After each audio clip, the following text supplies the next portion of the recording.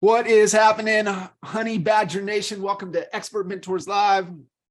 In for a treat. Always look forward to anytime I get a conversation with this man, and what he's been able to do. Not only how he's poured into me, but also so many people that he's poured into and been able to impact and transform and change their lives. It's pretty remarkable and inspiring. And so you guys are in for a treat. Curt, what's up, buddy? How you doing, Johnny Kitchens, man? My favorite parts of the year are the handful of times that I get to do these with you. And every time I get in a room with you, if it's here, if it's in Vegas, if it's in Orlando, if it's at an event, it's like I plan out my entire trip on where do I get to corner Johnny Kitchens for 5 minutes, so I can get with you. And I think in the green room, I got to tell you, so I had back, I think last was at our convention in Vegas, and we were walking down a hallway, and we were kind of going, and I'm like, whoop, no, Johnny Kitchens is going walk this way. I pulled a U, and I started walking with you, and you were on your way to go speak on stage, and I had just got off, and it was like, man, I got to talk to you, because I had some thoughts in my head that I really needed to figure out. And what was so cool about it is when you get to throw stuff at a Johnny Kitchens, he takes things and goes, okay, this is great that you said that, but are you looking at it like this? And you're just like, oh my God, this is what I needed. And what was so neat about it, and I got to share this with you, was that, and I want Honey Badger Nation to understand the quality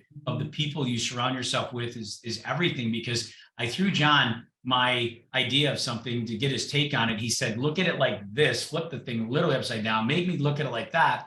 And I went really deep into it, and I was like, wow, this is great, that I had to work on afterwards. And then I applied that exact principle to 2 other things, and it changed my entire business of the way I've been doing it to something different. And for the last, I guess 6 months now, it has been monumental, the increase and the change. And I owe you a ton, Johnny. You're always that good.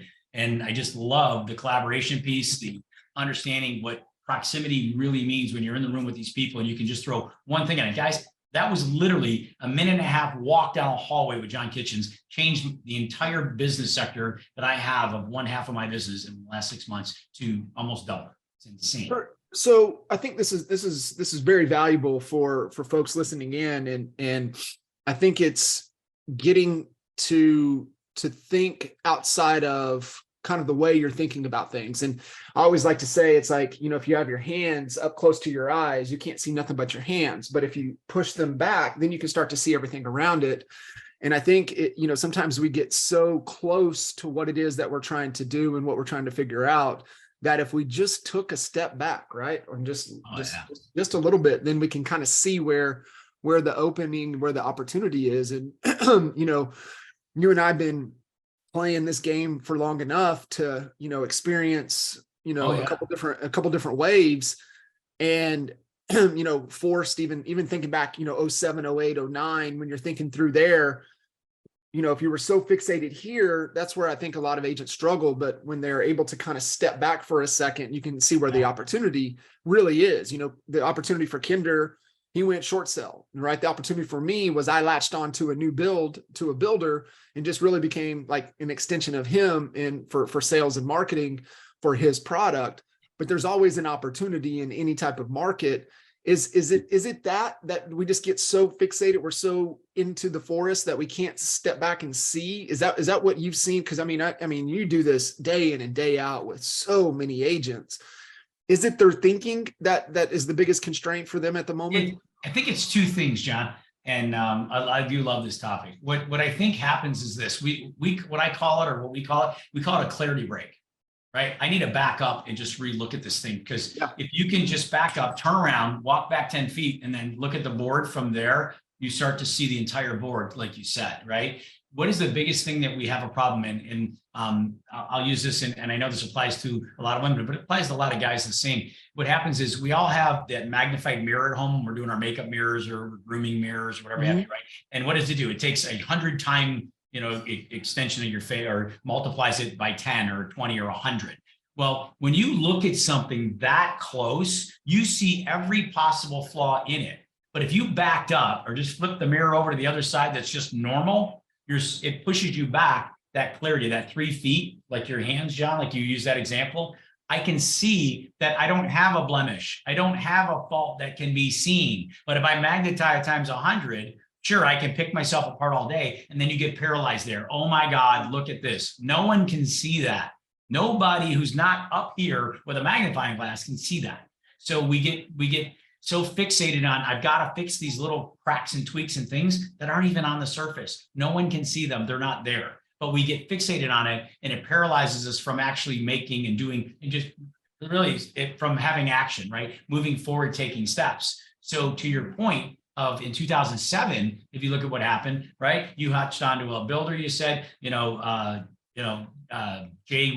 Kinder, he hopped onto the, the short sale train that a lot of people were doing and doing it well. I went into and created Marketplace Homes, right? I took that and said, okay, I'm going to take these people that are losing their houses who have jobs because the banking institution screwed them up and now they're messed. Well, these are families. I'm going to put them in these other people's houses who are stuck. I'm going to get these people unstuck. And I went down the builder train and I started putting them with builders who were going out of business and dying so I could keep them in business. So I kept the builders in business by selling them homes to these people who couldn't sell their house in order to buy that one. But I could get them financed and I could put a renter lease option person into buying their house. So I moved people imano, gave a program called Second Lease on Life, and then took these people who were stuck and we did the unstuck program. If you're stuck because you can't sell your house because you owe more than it's worth now, and you gotta move on, you need that bigger house, growing families, blah, blah, blah. Boom. I put them in the new house, let them step up like they were supposed to. They didn't have the interest only loans. And then we just kept their other house. We managed it for them, put these other people in it. Market shifts, comes back. These people can now buy it. These people are already in their new house for the last 3, 4, 5 years. Life is already great. We took care of two sides of the problem. People don't look at the solution, John. They look at the problem. And we sit there looking at the problem. Oh my God, oh my God, oh my God. Stop. What would it take to change that? What would it take to fix it? First thing we take, John, back up and look at the whole picture. Now, what can you do to change and fix it? Because the bigger the problem you solve, the more money you'll make. 100% guaranteed.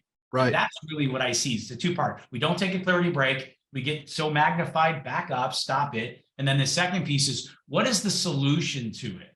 We know the problem. Stop beating on the problem. All you want to do is repeat the problem. Misery loves company. Stop it. Go down the path of, how could I solve it? Perfect world, I could have anything. What would it take to do it? Then work your way backwards. Start with the end in mind. Where is the challenge right now? Right now, people are hung up on the inventory. There's just no inventory. So therefore, we convince ourselves, or agents do, talk themselves out of being able to sell somebody a house. Well, there's just no good ones. What are you talking about? State of Michigan, in a normal market, right? 2 years ago, 3 years ago, 4 years ago, 5 years ago, right? We were selling about 7,000 homes a month in Metro Detroit. Well, we're only selling 5,200 last month. We sold 5,200 last month. How many do you have to get? You only need 1 or 2 or 3, or if you're a baller agent, okay, you can still get your 10. 7,000, 5,000 does not stop you from selling the same amount of homes. Stop kidding yourself and stop getting your own way. You think there's not because you said so, or you can think there is because you said so. It's whatever you believe. You believe you can, you can. You believe you can't, you can. So believe that you can because everybody else still is. Stop talking yourself out of it because the naysayers are saying it, and stop watching the news. Yeah, I think, and you said it, from the jump is who are you plugging into? Who are you getting connected with? And, who are you allowing in your headspace? And I think that's one of the biggest challenges is, where do you go to get the truth? Right. I made a joke not too long ago. One of my dear friends, Blake Sloan in Myrtle Beach, and, he's one of the biggest truth slayers that I've, have ever been around. And Joe Rogan, I'm like, where do you go? Yeah. Where do you go to find your truth? And I think you've got to know what's real and what's not real, what's facts, what's not facts, what's the real truth, and allowing that into your headspace. And like you said, putting up that force field or something around you to where you don't allow any of the noise, any of the, the fear. And I think that's the big thing too, is, like even social media, the platforms, the news, they're all business models. So how do they generate revenue, and what sells? They have to sell ads. They have to sell eyeballs. And what sells? Fear sales. And so you just have to understand what the business model is. And then that way, okay, hey, I see what they're doing here. And then that allows you to say, yeah, that's not for me. I'm going to go where I can get the information I need. Yeah. in order for me to get from my A to my B, what I'm trying to accomplish. Couldn't agree with you more. You know, and you think about it, right? Fear sells, and you're so right. You look at even the politics of today, not to get into that arena, but what do they sell on? They never sell on, pick me, I'm great. Here's what I'm going to do for you. And this is why I'm better. They don't. They go, don't vote for you. Don't vote for him. Vote for me because he's horrible. He's the devil. He's terrible. Look at all the bad things of him. They never say, here's what I'm about. Here's what I'm going to do for you. Let's do this together. Pick me, vote for me. I'm the guy. They don't. They fear monger the other way. Don't vote for them. That's the devil. That will, oh my God, your life will be horrible if you vote for them. Don't vote for them. Just vote for me instead. It's not even, it's just insane. Well, what are we afraid of in real estate? What we're afraid of is the word no. We're afraid a client's going to say no. I don't want to buy now because of X, Y, Z. No, no, no, no, no. The rates are too high. No, I can't buy. Oh my God, there's new houses for sale right now. I can't buy. The inventory is horrible. I cannot buy. No. Oh, I'm going to sell my house for high, but I'm going to pay too much for the house on the buys. No, right? We're afraid of no. Embrace no. No is your friend. And one of the classes I teach right now a lot, and it's a lot more relevant today, is the no. People are programmed to say no, right? We say, just say no, just say no. No means no, you know, say no to drugs. Everything is no, no, no, no, no. And it's a bad thing, as if we're doing something wrong. But what do we teach ourselves, Johnny? We walk into a furniture store and they just say hi to us.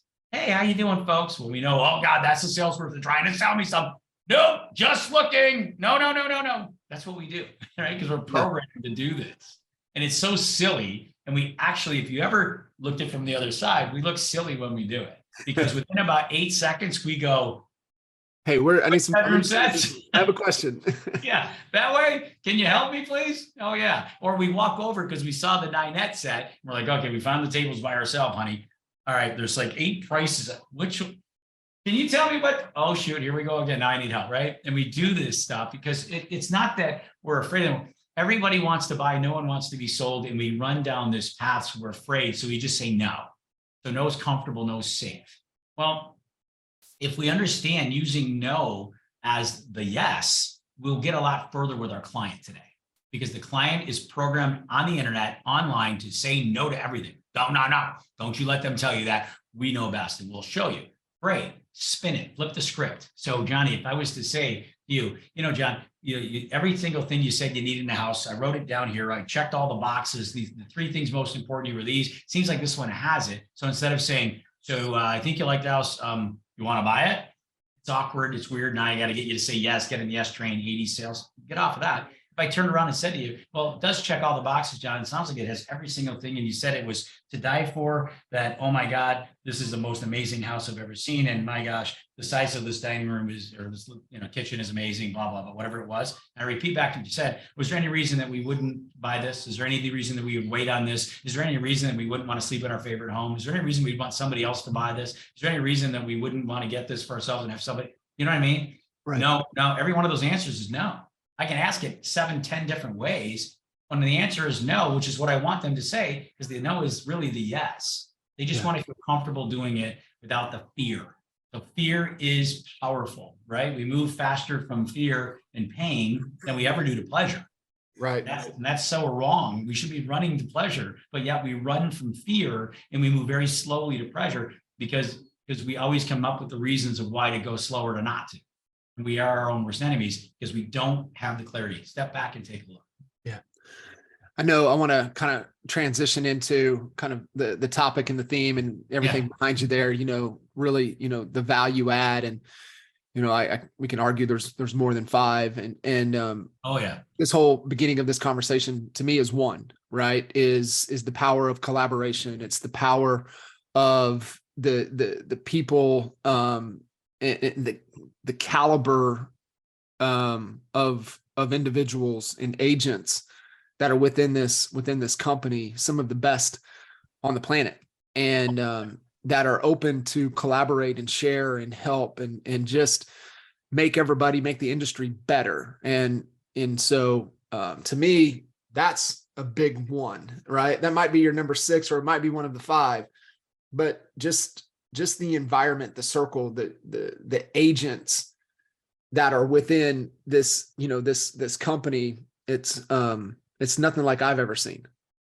Yeah, it's truly different. And if I can just go ahead and click a little button here on our screen, hopefully you guys watching can see this pretty good. It's interesting. And I just broke them out this way, but the truth is each one of these has multiple pieces. If you don't mind, let me go here. So if what we're talking about right now, the collaboration is the hardest piece to explain to somebody who doesn't witness it, right? Once you're here, it's game over. It's such a game changer because you immediately are immersed into something you've never been in before. You're surrounded by people you've never heard these sounds of these voices before. Never heard people giving and sharing like this before. And it doesn't make any sense to you because we've been programmed through the franchise model for so long, right? Think about it. Coldwell Banker started it in 1906, John, 1906, right? They built a platform that's been the same way for over 100 years, right? 100, almost 120 years. So to shift the mindset of something that's been around for 120 years is hard to do. So when you get immersed into this, I have it as the number 5, right? Is you have 7 business partners financially aligned with you the day you start. Right. Well, here's the truth, right? Let's say here's you, and here's the person that brought you to the company and says, "Hey, I'm now a business partner to you, so let's do something together." Well, then they say, "Oh, by the way, let me introduce you to these people who are also your business partners," right? Well, what happens is this person might not be the best agent on the planet. Matter of fact, you might be 5 times the agent I am, Johnny, and I bring you to the company. So I can't give you a whole lot of extra value beyond what you already have. But what the value I bring is that I can open the door to you to these people. These people can open you the door to more people. And that's where this gets insane. You and I are not financially aligned, but yet you and I are aligned like no other, because if we can help each other build our businesses, it really becomes insane. We both benefit. And most people don't understand the value of how that really works. So we can say good things, right, Johnny? And you've been saying it forever. I've listened to you so many times, from the pulpit saying, listen, if you help everybody you possibly can, you help everybody get what they want, you'll have more than you ever wanted, right? You'll always get so much back. And people are like, yeah, but that's just good karma. No. In this company, the financial money flows through helping others. The way the big money comes through this company that's handed out to us agents is by us helping someone else. The company actually rewards you for it, right? You're compensated for actually helping the other person, because if the other person doesn't do something well and have success and make money and do good things, then you don't get compensated. You have to actually help them for real. Imagine that, right? I just got done, right? I filmed that TV show, and I know you're familiar with these guys, friends of mine that are friends of yours. And I did the TV show. It's coming out on Amazon Prime next month, and it's called My Story. Well, at the end of it, it's something I actually said is, wouldn't it be crazy if the world literally was built this way, that you don't get anything until you help someone else? If you help somebody else, then and only then are you actually taken care of, or you get something in return. You get nothing until you give in order to get. Yeah. Imagine that. And I said it on the show that we could literally change the world if everybody gave first, got back second. But if you gave and it was something good of value, then you get something good of value in return, which is compensation, right? In this case, well, you get paid, you get money.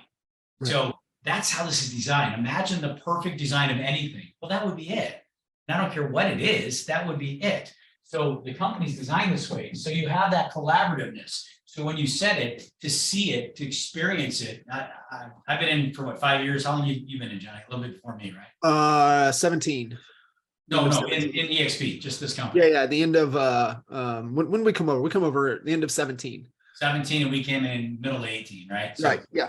So you're 5.5 years or so, and I'm 5, right? I think we just passed 5 years. So yeah, and that's exactly how that works, right? So you've been in just a little longer than I, but it takes you a little bit to really grasp and to form these relationships. And it's just, the cream rises to the top. People are magnetic, right? There's attraction to people. We attract others to the company, but yet in the company, we're attracted to others who are like-minded. What if you could literally go to an event, meet a guy like John Kitchens, talk to this man who's just got so much to give in his mind and can share like nobody else. And yet you can take that with you, and there's no cost to it. I didn't have to pay you, John, to ask you a question, did I? I didn't have to pay you to walk down the hallway with you, did I, John? Just showed up right there, and not afraid to reach out and ask questions. I think that's the thing, because there it is. Yep. It's, Don't be afraid to say, hey, how you doing? I'd love to talk to you for a sec if I can. And you know what your answer every single time is? Yeah, sure. How are you? What's your name? My name's John. Nice to meet you. Right? I'm Curt. Nice to meet you. We go down these hallways and we get stopped. And then the next thing you know, there's a group of people around you and around me. And, you know, we're talking and we're just sharing, we're just giving. And people want that. And that's the one thing that brokerages just don't have. So this right here, your business partners, every one of us, this is the part people don't understand sometimes too. We get stock ownership share in the company, right? So we have ownership. That's why Glenn Sanford always tells me that's his number one. So I always like to lead with that as my number one. Yeah. Glenn, that's his favorite. It's my favorite, right? But the truth is, this one right here is the magic. This is the secret sauce. When people are like, what's the secret sauce? The secret sauce is right here. This is amazing. And this is what allows it to happen, the ownership, because every one of us, when we sell our first home at eXp, we become a partner, an owner in the company. They give you stock share ownership in the company. So we actually have ownership. So we're technically all business partners from the day you closed your first deal here. Yeah. So you and I were partners, even though we're not financially lined up, we technically are, because we're all financially gaining off this company, from stock shares to rev share, to sharing the money, to sales, to training, to coaching, to collaborative, whatever that is. We get all of this because we're partners. So Right. I think that, to me, this is the most important one, but the hardest one to explain to people. This is the easiest one. And this is what Glenn had in mind when he started the company. So when you step back, and I love how you started that, right? When you step back and say, okay, necessity is the mother of all invention. 2009 was a magic year. Market crash, right? And started in 7. By 8, people were like, oh my God, the sky's falling. By 9, market had crashed. And it was just, oh my God, you know, warning, danger, danger, danger. Well, 2009, there was people coming up with solutions. What we said in the beginning, what paralyzes people? They're not looking at a solution, they're looking at the problem. Glenn had a brokerage and said, man, I got a problem here. Brick and mortar, I can't afford it. I can't pay for this stuff. It's got to change. Well, let's change. And he looked for what would that solution look like. And cloud-based was the solution. So cloud-based gave him the ability to do that. So when he switched to cloud-based, this is what happened, right? So 2009, eXp's formed, and everybody that sells one home gets ownership within the company. So the next thing you know, your partner's here, right? And then what happens, right? He says, well, we can do virtual training online and we can do it from a cloud. And then he says, well, only the people that are the top agents are going to train you and we can have that. I'm like, well, how's that work? What do you mean? Well, the Jay Kinders of the world at the time, what was Jay? Number 2 in the world at Coldwell Banker. Yeah. And that's just the crazy. This is a guy on stage teaching you how to sell homes. Yeah. I mean, people would pay thousands of dollars to get that. But no, just be here. You can have that, right? John Kitchen's one of the best coaches. And somebody asked me that one time, and I love my man Chep and all, but they asked me, who's a better coach, John Kitchens or John Cheplack? And I said, well, maybe it's just in the name John. They must be studs coaching. I was going to change my name to John, but it didn't work.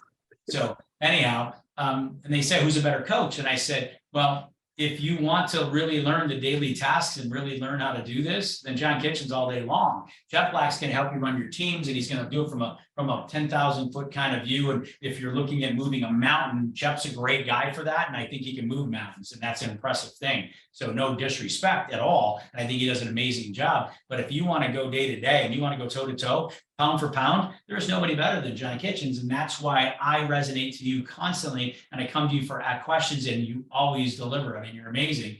And it helps me become way better. You've probably been the biggest change of my knowledge base, my experience, and my tactical strategies of how I approach things than anybody else in my 20-year career in real estate. So thank you again for that. But it's because of this, right? Yeah. You're the top of the food chain when it comes to how do you do this. And you can teach people insane things. And I think that's the difference. So now I can take what I've learned from others, learn from you, right? I'm a Wickman guy. I've learned all the Wickman stuff for years. So the training means only the top people can actually train people and help them sell homes here.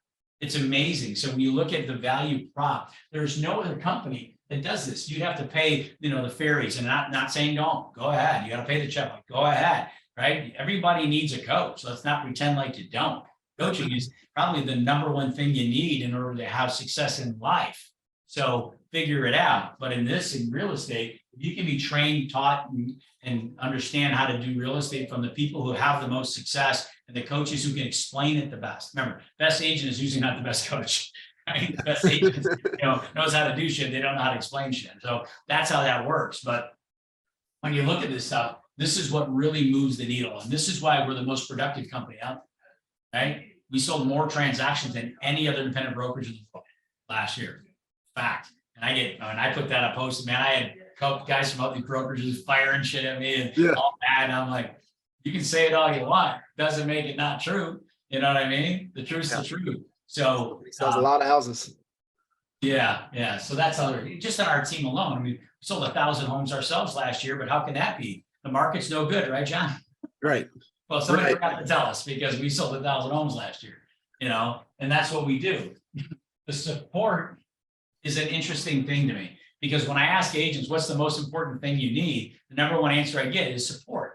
Well, they say support because it's all encompassing because they don't know how to actually articulate what they really need. Well, support. Isn't support leads? Right?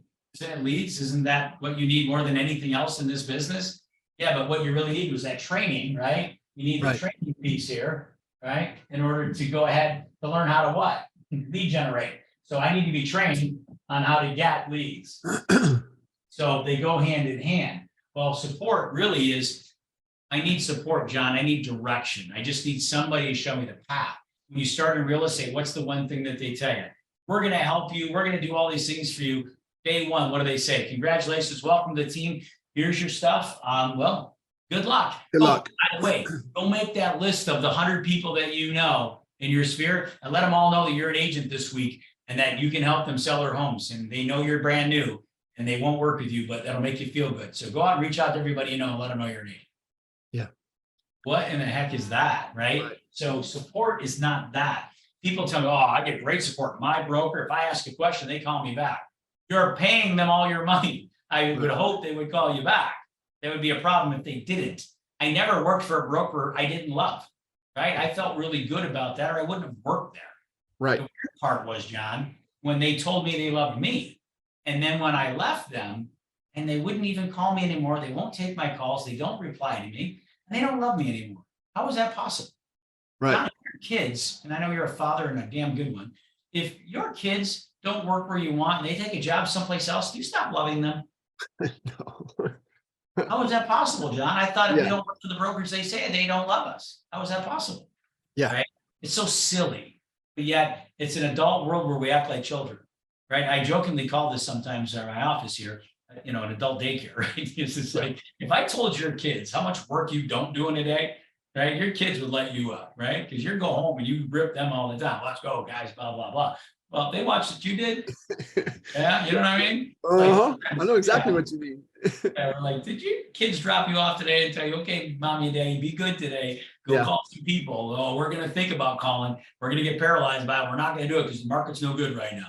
The market's always good. There is no such thing as a bad market. It's either a buyer market or a seller market. It's always a good market. Stop with that. It's not a market thing, right? So support, what does that also mean? Well, how about this, John? What is the number one thing changing our industry? Well, it's technology, right? Yeah. And the industry is totally changed by technology. Well, what is more technology driven than a company that 100% works the entire company is run through the metaverse? Yeah. Is that as techie as you can get? I don't know what's more techie than that.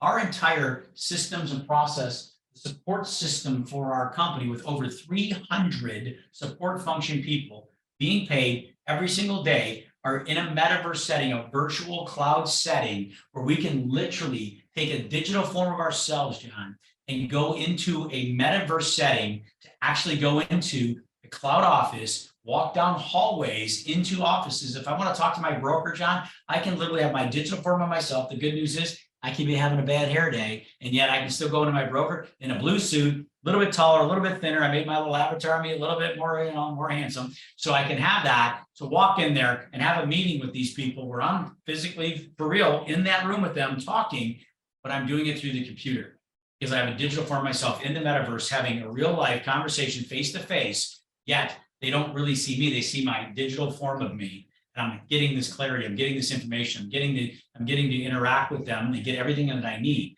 I could literally walk out of their office, walk down the hall and do accounting and say, hey, where's my check? I had a closing. I need my money. They could say, okay, hold on, click, click, click. And right there, right now, real time in 30 seconds, say, oh, you didn't sign and click on this one form, you didn't upload it. Here, they send a link on my boom, right there on my phone. I hit the button, there's the form. Oh shoot, click, click, click. There you go. Did you get it? Yep, got it. Okay, hold on. You hear the little keyboards, click, click, click. Yep, you're all set. I just transferred your money to be in your account in the next 5 minutes. I mean, that is the most amazing thing I've ever seen in my life in real estate, right? Technology is insane. So I don't even have technology as a number because it's just part of our support function that we do on a normal. That's normal to us. It is not normal to any other brokerage, John.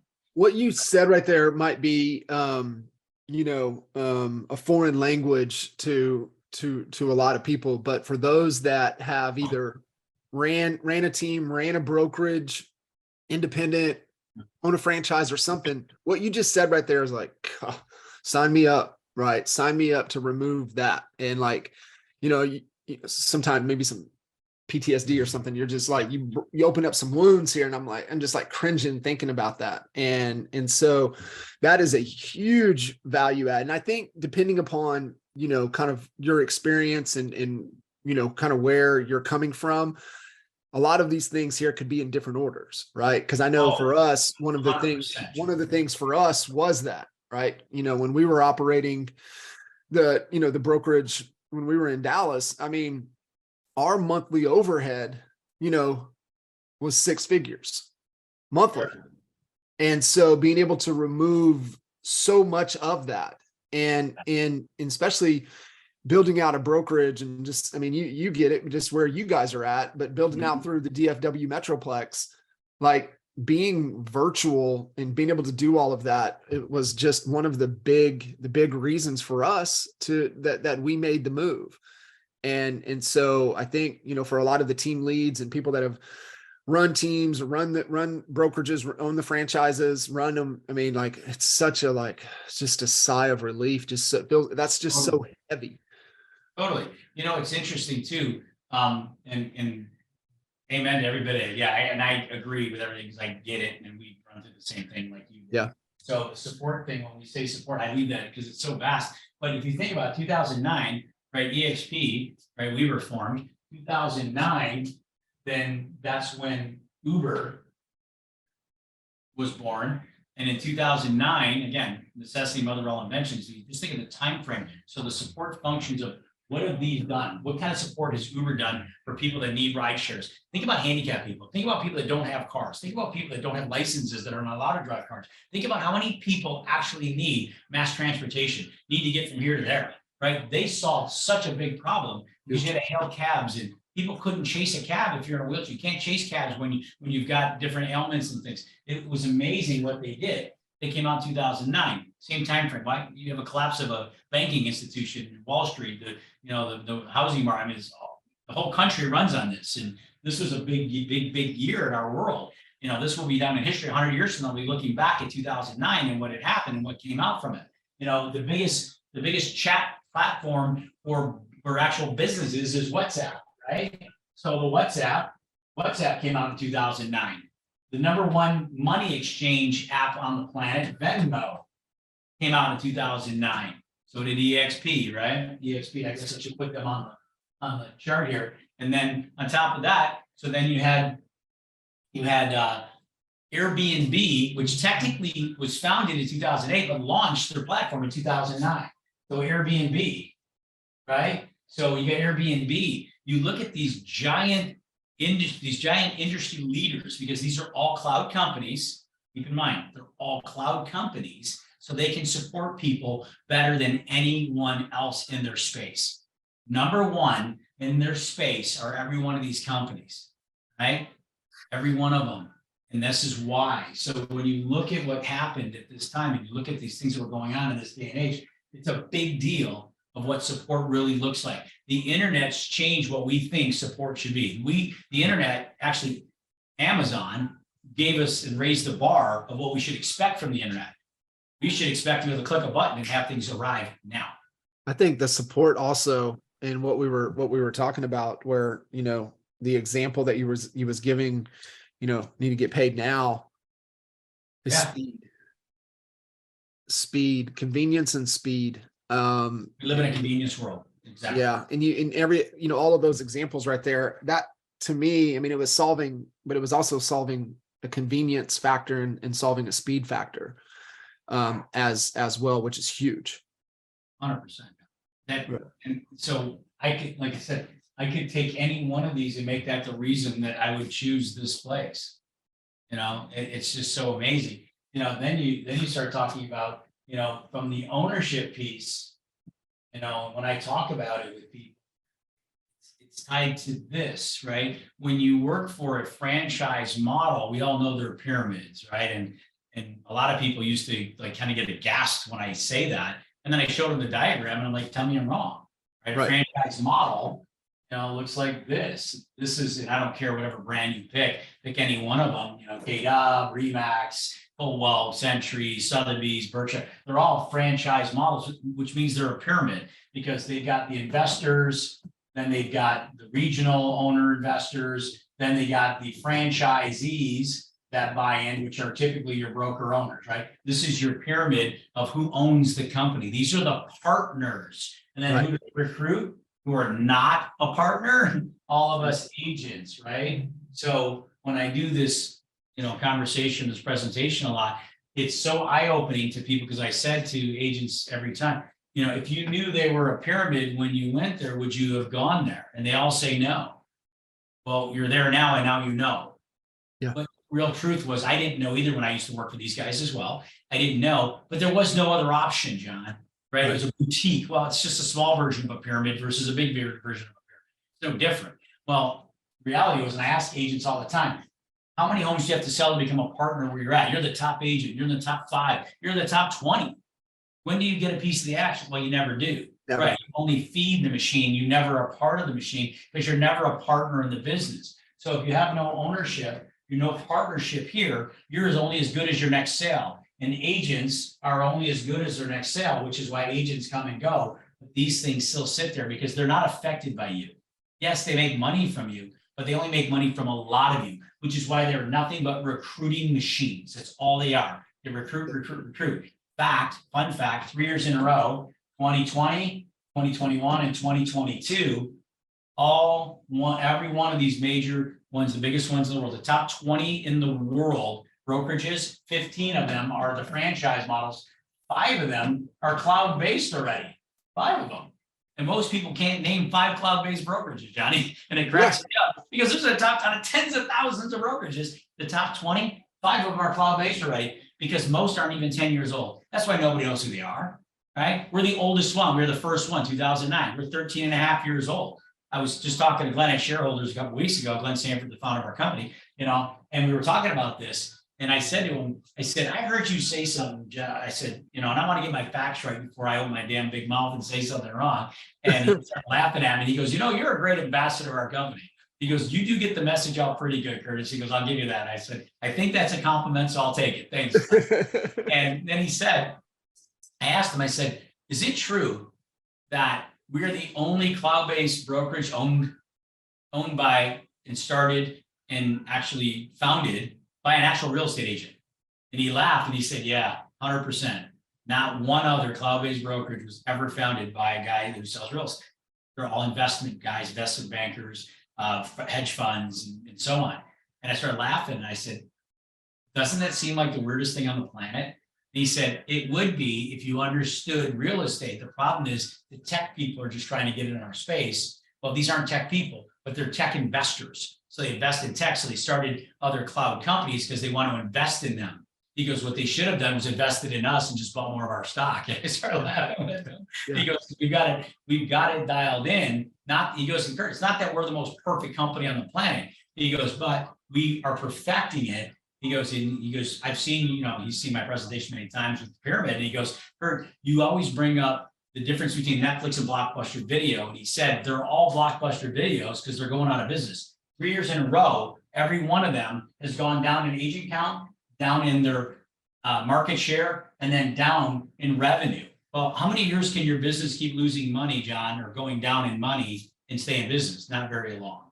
And that's why all those cloud companies that I put up over here a second ago, who dominate their space, put everybody else out of business so fast. The Netflix story, Blockbuster, Netflix bankrupted Blockbuster, a $14 billion giant, bankrupted them in less than 3 years from the time that they really came onto the rise, right? So once they were really launched out to compete, it put them out of business 3 years, and they begged them to partner with. They begged them to do it. Well, then I've had people tell me, well, Curt, you can't tell me that Gary Keller's not a smart guy. Gary Keller's a very smart guy. Dave Lineker, my God, the guy started Remax in the 70s with his wife. Very smart guy. They're also billionaires because they share in the revenue. They share the revenue off the top. Agent sells house, they get paid first. It's the one piece of the puzzle you can never negotiate. You can negotiate caps, cuts, splits, fees. You can never negotiate the franchise fee. Some of them call it a royalty fee, call it what you will.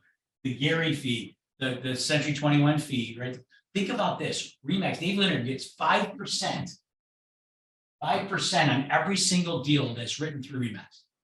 No matter who it is, forever, for perpetuity. No matter what deal you write. Even when you're at 100%, no, you're not. You're at 95. You're never at 100%. Right. Well, Gary Keller takes 6%.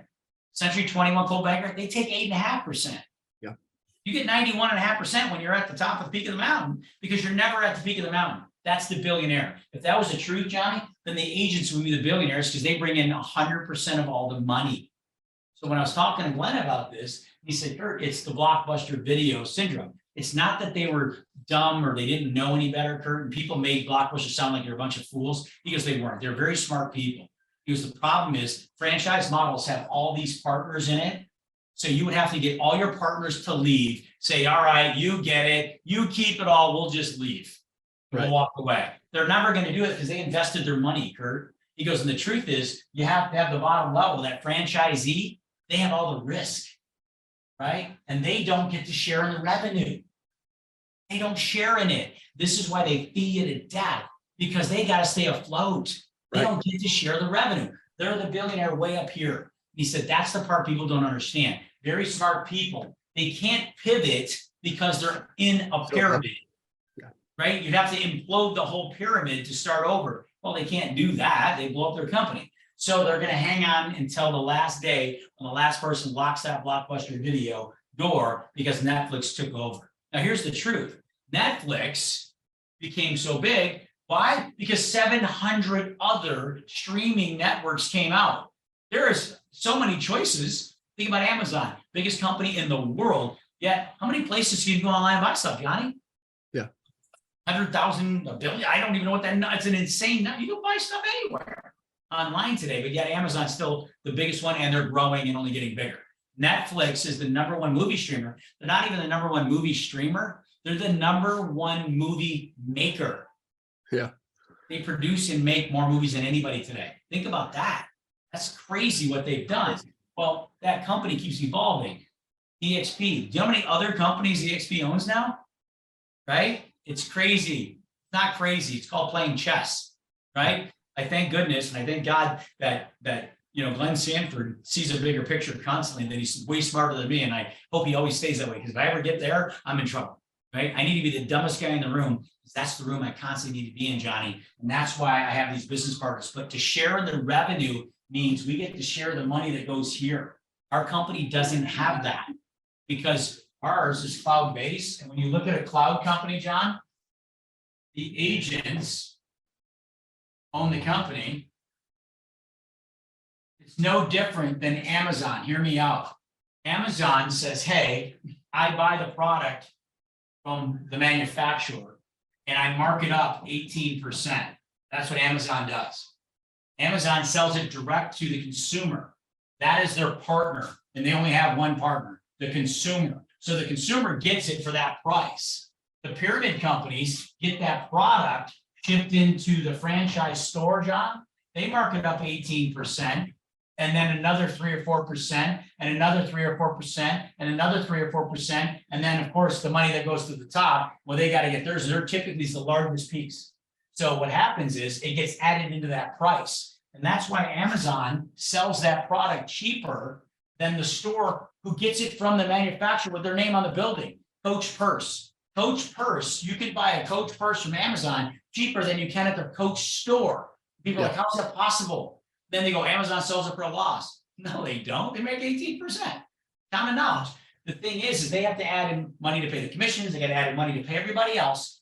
then it gets added into the price. So you have to pay more at the retail store, which is why they're going out of business. Franchises, what we do, the company has to take so much from the agent to pay the partners. It starts here. They honestly don't care if the franchisee is a good business person or not, because what they won't even let them do anymore, Johnny, and here's the telltale sign. They used to have, you could buy a franchise all by yourself. You can't do that anymore. You have to have 3 to 5 partners buy a franchise because they know you're in big trouble and you might go under. Well, they need to have other partners. So if you go away, the door doesn't close. They can't afford to have that. It's already happening. Coldwell Banker, right? They're part of it. Used to be called Realogy. Now it's called Anywhere, right? They just keep changing the name to try to hang on. And I don't blame them. And I'm not dogging them. I think it's funny, but I'm not dogging them. But here's the thing, right? They're desperate to hang on. They're trying to come up with a tech name. They call it Realogy. Nobody even, it was like Realogy, what is it? Nobody could even say it. Now they change it to Anywhere, saying we can sell from anywhere. I don't know what that means, but okay, sounds great. So what's happened is Coldwell Banker, Better Homes, and Coldwell Century 21 are all part of that conglomerate. There's 14 giant brokerages inside that one. They're huge, right? If you look at what it came out last Monday, a week ago, right? They restructured Better Homes because they're going out of business, right? Century 21, what's happening? Coldwell Banker inside their own group is buying all of them up. That's what's happening, right? And it's no different, and I'll give you another comparative really quick, is no different than if you're thinking hotel chains. Hilton's the #1 name in hotel chains, right? They're worth $5.96 billion as of end of last year, $5.96 billion. Airbnb, who's not even 10 years old, Airbnb is worth $8.44 billion. Who would you rather have, right? They're the Netflix, they're the Blockbuster Video, they're going out. So what are they doing, John? They're absorbing all of the other chains. They're just buying them all up and throwing, Best Western, buy Hilton, or, whatever the ones they're buying, right? They throw buy Hilton, buy Hilton.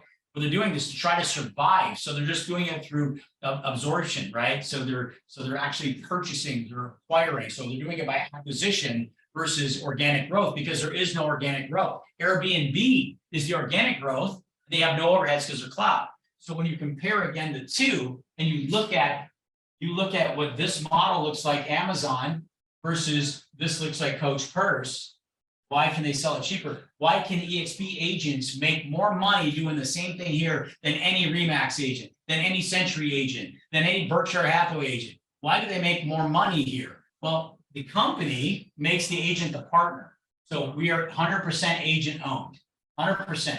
So the agent, the deal comes through, eXp gets their piece, and then 50% of all the money. So 80-20, right? 80 goes to agent, 20 goes to the company until you cap. Then you actually get 100% for real. So the agent stops giving money to the company. The company takes 50% of all that money that comes in from these transactions and pays it back to the partners.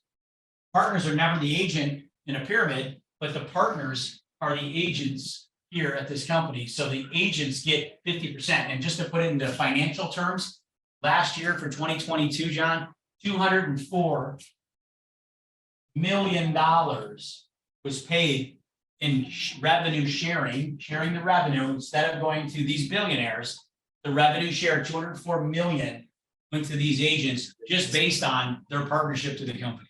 The more partnership you have, the more you got. That's simple. Nothing more, nothing less.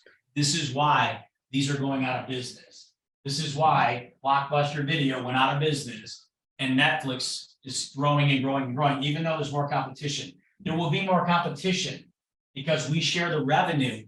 eXp will remain on top of the cloud ones because they give the best opportunity. Doesn't mean there isn't room for the other clouds. They're going to, there's 1.6 million just in the United States, John, 1.6 million real estate agents here.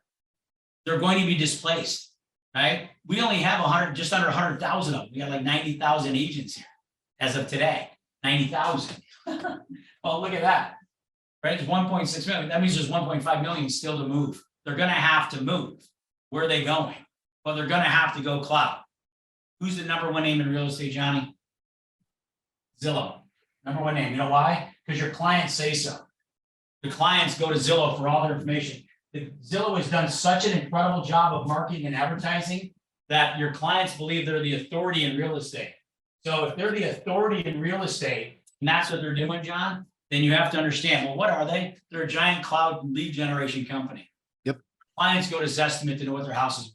Before we walk into a listing, we can hate Zillow all you want, but the truth is you better pay attention, because Zillow has your client. Zillow has your client thinking they know what their house is worth because Zillow says so through Zestimate. You got to look at Zestimate before you walk in to do that listing presentation, John. You got to know what they think their house is worth. Think whatever Zillow told them. Yeah. Okay? So it's crazy, right? It's like a news channel. You can't stop them from going. This is what it is. And you're like, oh my God, right?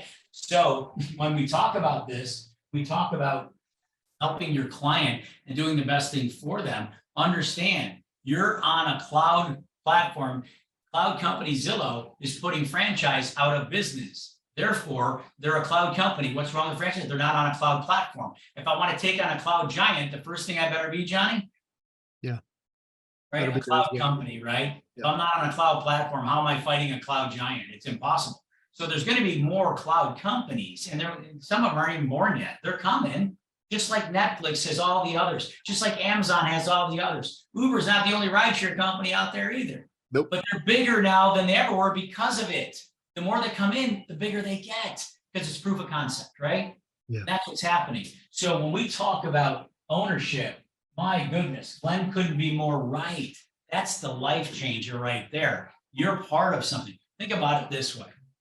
When you had your first bicycle your parents gave you and you used to ride, remember I used to just like hop off while you were still riding the bike, would just crash and you're like, whatever, put the kickstand down. And you're like, I'm not putting the kickstand down. No, it's not what I'm doing. So they would do that, right? And then you'd have your bicycle and you just kind of jump out and you just kind of throw it in the bushes or you just let it fall down and do these things, right? So when that would happen, right, you cared about it and you loved it was your bike. But yeah, what happened was the first time that they said, you got to buy your own bike, Johnny. Yes. That was like not even looking anyway half as nice as that when your parents bought you. You treated that thing like gold. You never jumped off and let it. You're like, whoa, whoa, whoa, whoa. And you put the kickstand down. You made sure it was on a good level ground. And when your friends were there, they knocked the bicycle over. Hey, hey, don't you touch my bike.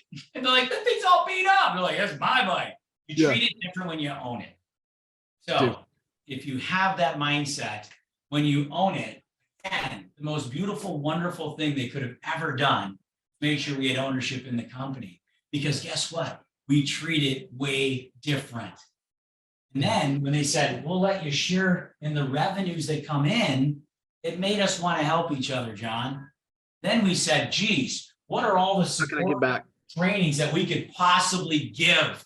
I want to give more because I want more of this so I can get more of this. So I want to do all of this. Therefore, your business partnerships and the doors that are open for you are paramount. They're everything. And then we work in the metaverse, which I don't even know how to spell it, but it sounds cool as hell. And I work my little digital form of Curt in there, and I do trainings on stage, and I do all these things as you do, and we give some time. What do I give? A couple hours a week? And oh my God, look at the impact it has. And now I've got 3,000 agents that I get to have ownership with, that I get to share revenue with. And that changes your trajectory, and it changes, and it just makes you more who you are, right? Yeah. Money makes you more who you are. Either you're a jerk, you're just a jerk with money, or you're a good person. Well, you're a good person with money. You probably can change the world in a better place if you do that. So more of us that are good people that can actually share and give more probably makes the bigger difference. And that, my friend, are the 37 things in these 5 that are the reasons that work together. We benefit here at eXp. So if I just had to sum it up that way, I'd say, there's probably about 37 things that I talked about in there, maybe more, out of those 5. Yeah, that's awesome, man. Curt, you're, man, I can't thank you enough for every time jumping in, adding a ton of value, being what this Expert Mentor series is really all about, and, tapping into the horsepower that is the Honey Badger Nation, and so many like yourself that just want to pour in and give back, and that's what these conversations are all about. Can't thank you enough, brother. Johnny, I love you, man. You know what I love about you? You never worry about being right. You always want to be happy, and that usually means you're right most all the time. You're awesome. Get to right. Appreciate you, brother. Thanks, Johnny. See ya. Thanks, guys. See ya. Bye.